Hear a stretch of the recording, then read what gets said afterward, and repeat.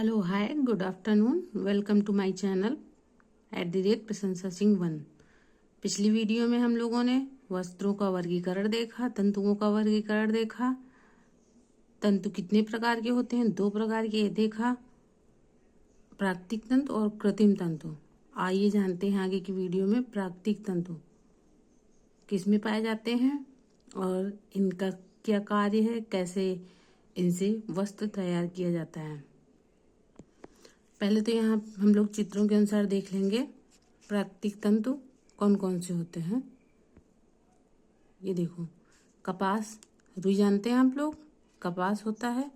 और ये ऊनी, ये भेड़ से ऊन जो होती है, ऊनी तंतु, ये हम लोगों को कहाँ से मिलते हैं? भेड़ से। और ये जो रेशम के तंतु हमें कहाँ से मिलते हैं? शहतूत की पत्तियों से में जो एक कीड़ा लगता है उससे मिलते हैं। उसके जो लार निकलती है उसी से इसका रेशम तैयार किया जाता है, आगे हम जानेंगे। और लिलन, ये लिलन जो प्राप्त होता है तने से प्राप्त होता है। ये जो तना है इसको भिगा के इसमें प्रक्रिया की जाती है, उसके द्वारा तैयार किया जाता है। आइए जानते हैं प्राकृतिक तंतु। प्राकृतिक तंतु, इसको वानस्पतिक तंतु भी कहते हैं। मतलब वानस्पतिक तंतु जो हमें पेड़ पौधों से प्राप्त होता है, ये वनस्पत जगत से प्राप्त होते हैं। कहाँ से प्राप्त होते हैं प्राकृतिक तंतु? ये वनस्पत जगत से प्राप्त होते हैं। जैसे कपास, कापोक, ये क्या होते हैं? ये बीज वाले पौधे होते हैं। कपास और कापोक कहाँ से प्राप्त होते हैं? वनस्पति जगत से। ये वनस्पत तंतु हैं, इनको बीज वाले पौधे भी बोला जाता है। कुछ अन्य तंतु जैसे जूट, लिलन व हेम्प पौधे के तने से प्राप्त होते हैं। अभी हमने दिखाया आपको चित्र में कि लिलन कहाँ से? पौधे के तने से प्राप्त होता है। तो जूट भी पौधे के तने से प्राप्त होता है और हमें हेम्प भी पौधों के तने से प्राप्त होता है। आइए जानते हैं कपास, बीज वाले पौधों की कैसे प्रक्रिया की जाती है वस्त्र निर्माण में।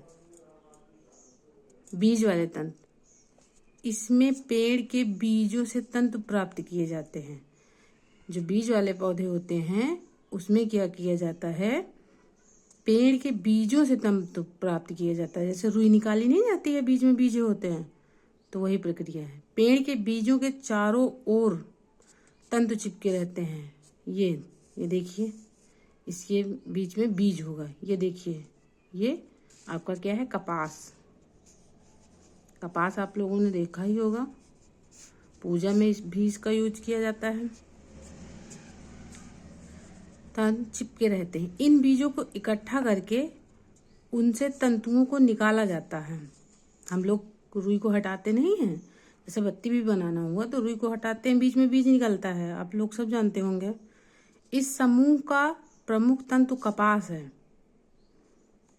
कपास से क्या होता है? सूती वस्त्र तैयार किए जाते हैं। तो ये बीज वाले पौधे में प्रमुख जो है कपास है। ये तंतु कपास के पौधे से प्राप्त होता है। कपास से कपड़े बनाने के लिए निम्नलिखित प्रक्रियाएं की जाती हैं। कपास से कपड़े बनाने के लिए पहले क्या किया जाता है? कोए एकत्र करना। हम लोग जैसे रुई का पेड़ लगा है तो हम लोग पहले क्या करेंगे? कोए एकत्र करेंगे ना। फिर उसके बाद बिनौले अलग करना। उससे क्या करना? बिनौले अलग करने का मतलब बीज अलग करना, जैसे उसको छील लिया जाता है जैसे। फिर गांठ बांधना। फिर उसमें क्या करा जाता है? गांठ बांधना। फिर गांठ खोला जाता है। बिनौले अलग किए, फिर उसको उसकी छोटी छोटी पोटली बना ली जाती है। फिर गांठ खोलना व आपस में मिलाना।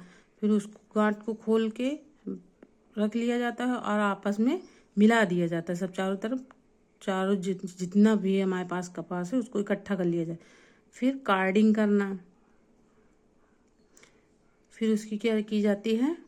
सफाई की जाती, कार्डिंग की जाती। कंघी करना। फिर उसको क्या किया जाता है? कंघी किया जाता है। जितना भी कूड़ा कचरा है उसको निकाल दिया जाता है। फिर पूनी बनाना, कताई करना।